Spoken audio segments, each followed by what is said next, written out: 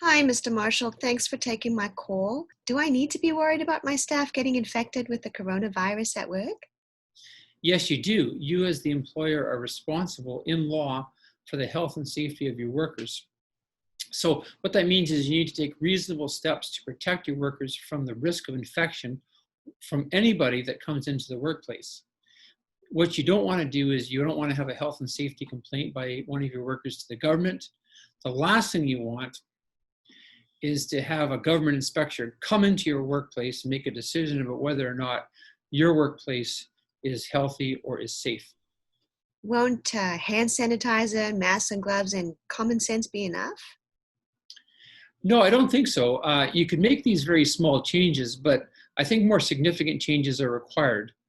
And let me give you an example. Let's say that you've focused basically on productivity. You made a couple of small changes. You got some masks, some gloves, perhaps, maybe some hand sanitizer. But then you have a worker that comes to you and complains that someone's been coughing in her general direction persistently throughout the day.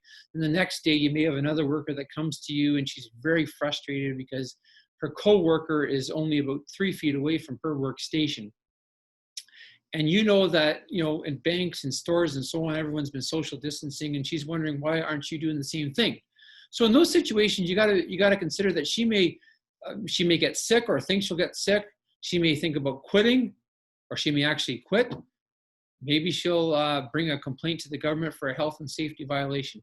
This is not what you want. I wasn't expecting it can get that serious that fast. So, what else can I do to prevent that from happening? Well, I urge you to get ahead of the problem rather than reacting to the problem. Write out some health policies that work for your particular workstation. Include some penalty clauses if the workers decide not to follow these policies. Implement these policies and make sure that if there's any violations, you record exactly what's being said, what the particular violations are. Because look, you think about it, there's going to be an adjustment period for your workers. They will adjust to these new guidelines once you communicate those to you.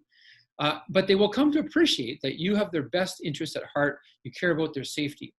And whatever you do, lead by example. Pay for any kind of equipment and wear gloves, masks, whatever your workers are expected to wear. Do I have to post the health policy anywhere? Yes, you should definitely post it so your workers can see it and they know it very clearly. But won't all of that effort just harm our productivity? Well, it could, but look, the standard is not perfection. The standard is taking reasonable steps to protect your workers from the risk of infection. In fact, actually, if you think about it, a workplace that is free of sickness is a productive workplace. Productivity and health actually do go hand in hand. So, what else should I do if a worker refuses to follow the health protocols? That's another great question. Uh, Tell you what, I'm going to answer that question in greater detail. Right now, I've got to get back to work, and I'm sure you do as well. Oh, you're still here. You must really like us. Well, we like you too.